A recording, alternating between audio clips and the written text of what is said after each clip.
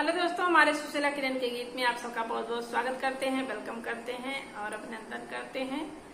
आज आप लोगों को एक बहुत धमाकेदार कजरी गीत सुनाने जा रहे हैं। सीता माता के ऊपर हम लोग एक धमाकेदार कजरी गीत सुनाने जा रहे हैं। इस समय सावन का सीजन चल रहा है। खूब आप लोग झूला झूलिए, खूब कजरी गा के।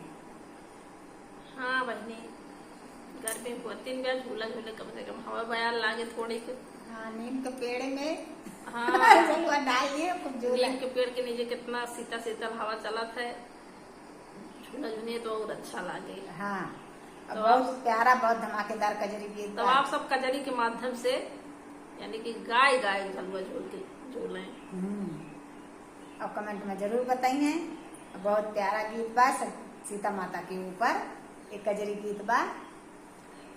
शादी उनके ना भरी तो पहले का गीत है। जैसे पहले खूब झूल लिया, खूब खा पी लिया, वही के ऊपर बा। आप लोग जरूर लास्ट तक बने रहिए, तब समझ में आए आप लोगों को एक कजरी गीत कैसी लगी। तो हमें आप सब सुने। कजरी खेले जनक दुलारी, नाई हर सपना हुई है ना। कजरी खेली है जनक दुलारी, नाई हर सपना हुई है ना। कजरी खेली है जनक दुलारी, नाई हर सपना हुई है ना। सोने के थाली में जेवन परोसूं, सोने के थाली में जेवन परोसूं, जेवना जैला जनक दुलारी, नाई हर सपना हुई है ना। जवना जैला जनक दुलारी, नाई हर सपना हुई है ना।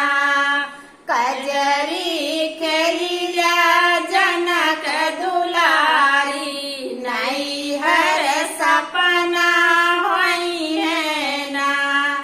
कजरी खेलिया जनक दुलारी, नाई हर सपना हुई है ना।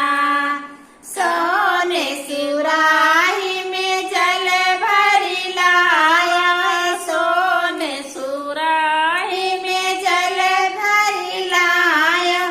गेड़ुला घुटिला जनक दुलारी, नाई हर सपना हुई है ना।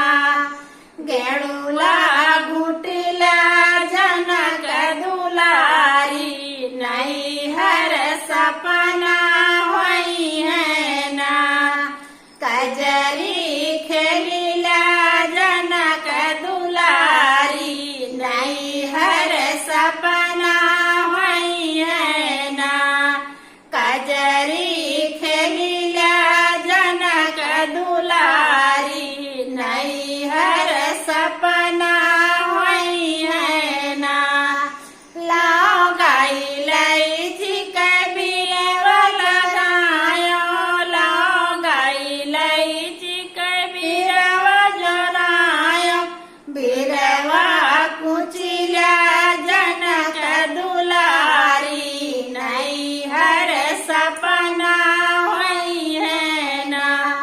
बीरवा कुचिला जनक दुलारी, नाई हर सपना हुई है ना। कजरी खेलिला जनक दुलारी, नाई हर सपना हुई है ना।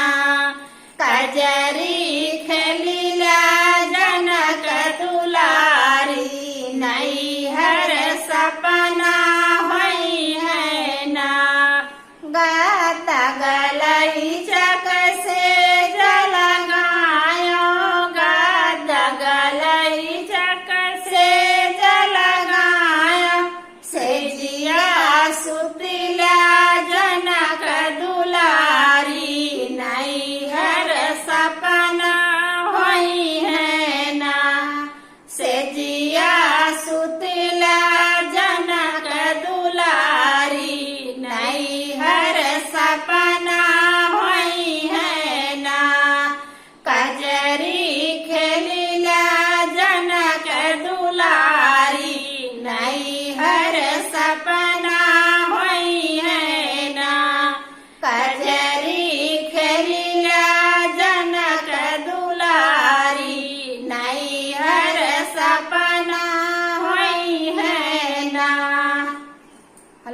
आप लोग जरूर पूरा गाना सुनिएगा।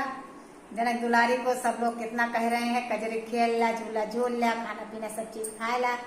हाँ, मने ससुराल चला जाए तो कब लौटे कब न लौटे। सीता ही गना है जितनी माँ बेटी आज के जमाना सब।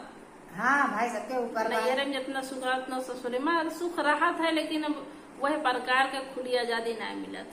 हाँ, जितना मायके में लोग पावत, जितना मायके माँ जो मर्जी करा, जो मर्जी ना करा, जो मर्जी खा, चाहे जैसे उठा चाहे जैसे बैठा, तो ससुराल में वो मजा ना मिलत। हाँ, कदरी जिम्मेदारी सह के मने अपन काम निभावत है, ससुराल होता है।